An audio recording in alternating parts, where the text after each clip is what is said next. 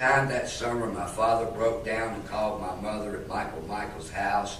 We were working on the sports fisher.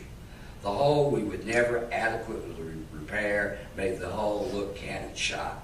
Two old Evinrudes sat powerfully beside each other on sawhorses with their props and big steel drums.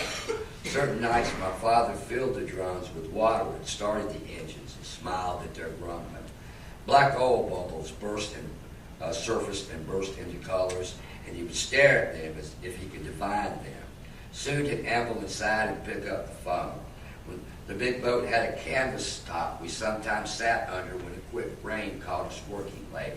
We'd switch off the motors and the work light and listen to the rain on the canvas in the woods. You could feel people living around you more than you could see them, and most of the houses were dark except for bathroom lights or the paleness of a room where a husband lay sleeping in front of a television.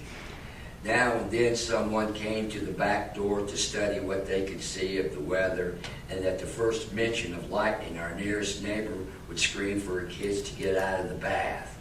Rain on canvas made me feel shipwrecked, but it reminded my father of my mother. "Excuse me," he'd say, and trudge to the house. He walked with his hands in his pockets and his head bent against the weather.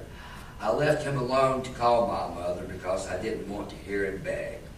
He always came back pretending he'd gone inside for a cold beer, and the festive swish saddened me as he handed me an open can.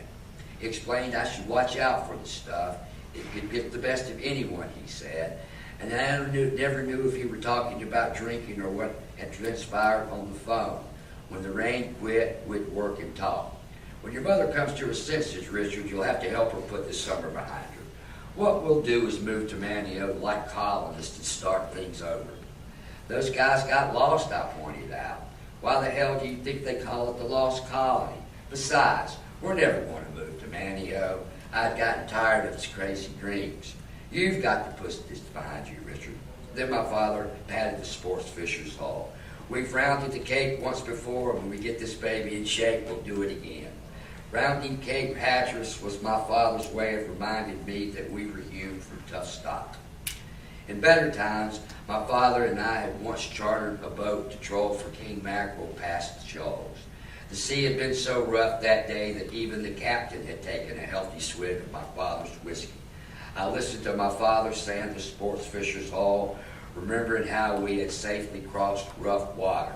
The diesel had rumbled solidly beneath the cypress decking as my father and I had found our sea legs and the mate had set out the lines. My father believed we could do it again, power through all those white caps and laugh at where we had